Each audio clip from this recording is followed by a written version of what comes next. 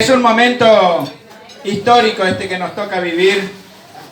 Por eso aquí la dueña de la casa, Kitty y Lalo, me pidieron dejar documentado la presencia y los nombres de las personas que asistieron a esta primera juntada de los vecinos del otrora barrio Parque Adán, como dice la chacra 222.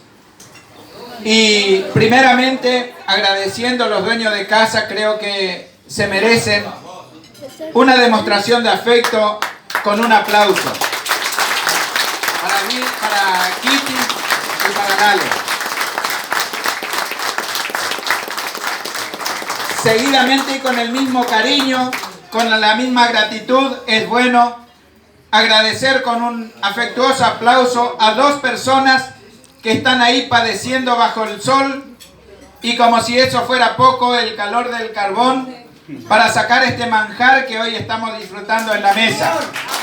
Para José Méndez y César Montiel, dos parrilleros que se la saben en mayúscula. Muy bien. Alguien dijo por ahí su marido. Ya, guau, que voy a decir. Bueno, y el hijo Maxi que está sirviendo.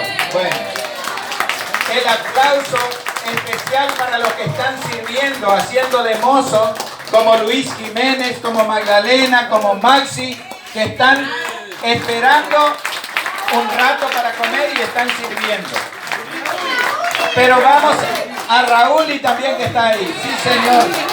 Y por supuesto, para una de las gestoras que pobrecita está quedando cada vez más delgada porque todavía no comió, mi amiga Tili Soto.